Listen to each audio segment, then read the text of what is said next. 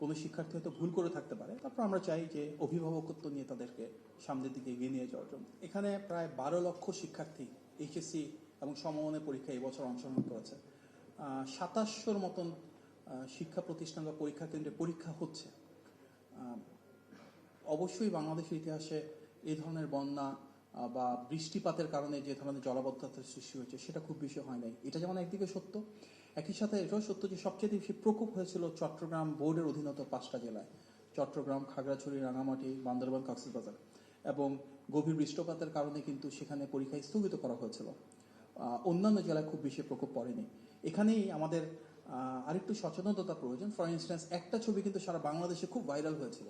এটা ছিল কুমিল্লার সরকারি মহিলা কলেজের কেন্দ্রে, এবং ওই একটা জায়গাতে আমরা খোঁজ নিয়েছিলাম সেদিনই। সংশ্লিষ্ট ডিসি এবং সরকারি কর্মকর্তা, সিটি কর্পোরেশনের প্রশাসক সবার সাথে কথা বলেছিলাম। ওই একটা পরীক্ষা কেন্দ্রই সেই জেলাতে পানিতে অনেকটা ডুবে গিয়েছিল। এবং আমরা দেখেছিলাম যে ছবি এসেছিল যে নৌকা বানিয়ে সেটা করে নিয়ে যাচ্ছে, এবং সেই নৌকাটাও কিন্তু প্রশাসনই তৈরি করেছিল। প্রশাসন সেখানে নিয়ে এসেছিল যেমন শিক্ষার্থীরা অন টাইম পৌঁছায়। সেভাবে কার্যকর উদ্যোগও গ্রহণ করা হয়েছিল, এবং আমরা দেখেছি ওই কেন্দ্রে পরীক্ষা 1 ঘন্টা বাড়িয়ে দেওয়া হয়।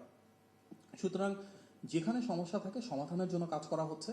তবে একই সাথে আমাদের উপলব্ধি করতে হবে যে সরকার যখন রাষ্ট্র পরিচালনা করে, বৃহত্তর সংখ্যাগরিষ্ঠ শিক্ষার্থীদের যে প্রত্যাশা সেটাই থাকে প্রাধান্য। এবং বিপুল পরিমাণ শিক্ষার্থী, শিক্ষকদের সাথে, অভিভাবকদের সাথে আলাপ আলোচনা করা হয়েছে, এবং তারা প্রায় সবাই ভেবেছিলেন যদি এবং বিশ্বাস করতেন যে ওনাদের যে প্রস্তুতি ছিল পরীক্ষাকে কেন্দ্র করে এবং যে শিডিউলের ব্যাপার থাকে, সেই হিসাবে পরীক্ষাটা যদি চালানো যেত তাহলে তাদের জন্য ভালো হতো। চট্টগ্রাম বোর্ডের বাইরে সবার সেটাই মতামত ছিল অধিকাংশ ক্ষেত্রে, এবং সেটি করা হয়েছে।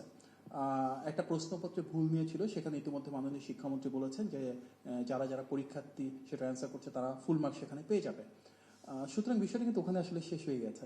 আমরা সোশ্যাল মিডিয়ার মাধ্যমে দেখেছি অনেক তথ্য এসেছে যেখানে প্রকৃত শিক্ষার্থীর সংখ্যাও খুব সীমিত পরিমাণে ছিল, আবার যারা প্রকৃত শিক্ষার্থী না, পরীক্ষার্থী না, তারাও সেখানে ছিল। সুতরাং বিষয়টাকে হয়তো ভিন্ন তৃতীয় পক্ষের কোনো নিজস্ব লক্ষ্য হাসিলের বিষয় থাকতে পারে। এটা কোনোভাবে কাম্য না। বাংলাদেশে আমরা সবাই গণ অভ্যুত্থান পরবর্তী যে রাষ্ট্র কাঠামো, এখানে স্থিতিশীলতা চাই। যে কোনো একটা বিষয়কে সামনে রেখে যদি অস্থিতিশীলতা তৈরির কেউ চেষ্টা করে, সেটি আসলে গণ অভ্যুত্থানের যে আকাঙ্ক্ষা সেটির সাথে সাংঘর্ষিক। তবে আমরা মনে করি ফ্যাসিবাদ পরবর্তী বাংলাদেশে সবাই জাতীয় ঐক্যকে প্রাধান্য দিবে, শিক্ষার্থীদের স্বার্থকে প্রাধান্য দিবে, এবং শিক্ষার্থী বান্ধব সরকার হিসেবে যে উদ্যোগগুলো গৃহীত হয়েছে, বিপুল সংখ্যক শিক্ষার্থী সেটিই চাইছিলেন। এবং বর্তমানে আবহাওয়া পরিস্থিতি যেহেতু সিগনিফিক্যান্ট ইমপ্রুভমেন্ট হয়েছে, আমরা বিশ্বাস করি চট্টগ্রাম বোর্ড ছাড়া, যেটা এখন পর্যন্ত স্থগিত রয়েছে, বাকি সব জায়গায় সুন্দর সুষ্ঠুভাবে পরীক্ষা হবে।